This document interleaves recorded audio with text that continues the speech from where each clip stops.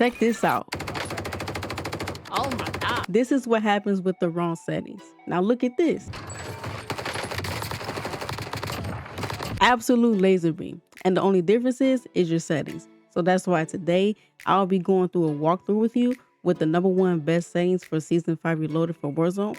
So you can go from random spraying to an absolute controller demon. If your aim feels out of control, chances are your sensitivity is working against you. So in this tip, we're going to be talking about overall sensitivity and how to dial it in. Okay, so when it comes to sensitivity, make sure you slightly lower it, because with higher sensitivity, it will give you shakier aim and movement. So when you lower it, it will give you steadier aim and movement as well.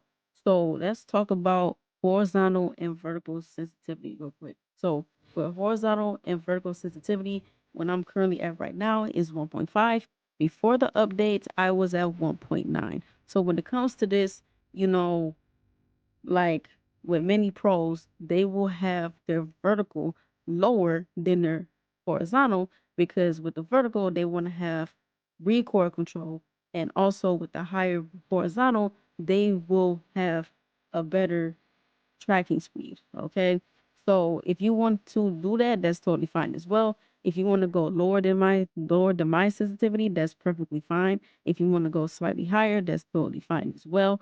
So, when it comes to other shooter games, I would definitely will say keep your sensitivity as close in between them, because your muscle memory will grow faster and you won't have to reset every time you switch games. Okay. So for me, when I lowered my sensitivity a couple notches, my recoil tightened immediately. So I felt I had more control, I had better aim and better movement as well. So if you guys want to try my sensitivity, that's totally fine. If you want to go slightly higher or lower, if you want to split it, if you want to have your vertical lower than your horizontal, that's definitely fine too. You can test it out to see what you like, and once you have your sensitivity dialed in, yeah, you will definitely have better aim and better movement. Your settings decides how your thumbsticks toss to the game, and the default curve is lying to you. Now, in this tip, we're going to be talking about how to lock in the right aim response curve. Okay, so in this tip, we're going to talk about the difference between standard and dynamic. So when it comes to standard, this is more for beginner players who are new to Call of Duty. But it's also bad for more experienced players, because the recurve is quite floaty. The control is a lot floaty. But when you switch to dynamic, this will give you the most smoother control, because once you are aiming at your target, it will slow down. Okay. But you can also test this out in a private match for 10 minutes, run some drills with moving bots, and you will be able to notice the difference between each curve. So, yeah. So, for example, for me, when I switched to dynamic, it felt awkward for 24 hours, but after a week, my crosshair started snapping where I wanted it with less effort. Okay. So once you switch to dynamic and have tested out everything, you will have better control and better aim after testing this out.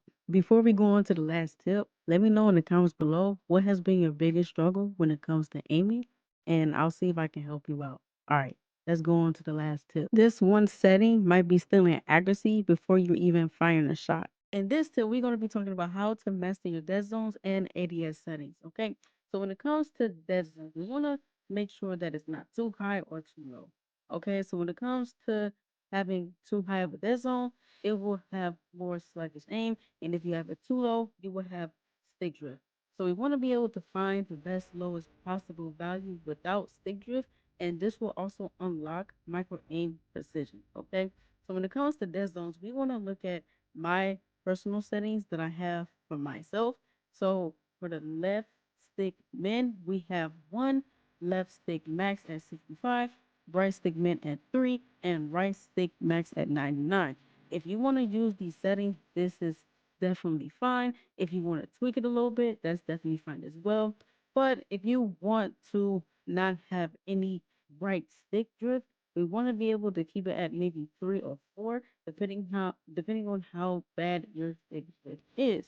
Okay, so now we're gonna go into the ADS multipliers. When it comes to the ADS multiplier, we want to make sure that it's balanced. Okay, it shouldn't be too fast because you will start overshooting close fights, and if it's too slow, you will struggle to track mid-range strikes. Okay, so for the ADS sensitivity multiplier, I have it at 1.10. Now, if you want to go to the advanced settings for aiming, and you will go to the custom sensitivity per zoom, that will definitely be good as well because this will also go into close versus long range fights.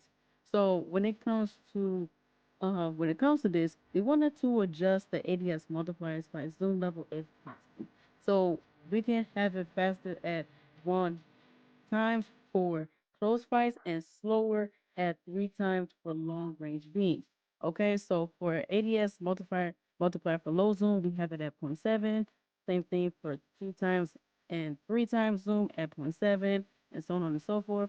So when we get to 6 times 7, 6 times and 7 times, it will be slightly higher, which will be 1.05. Now, for example, for me, I used to miss free shots, like, and blame my thumbsticks as well. So it turns out my dead zones were out of control. So once I tuned it, I felt like my recoil moved exactly where my brain told it to. So with that being said, if you definitely want to use these settings, that is totally fine.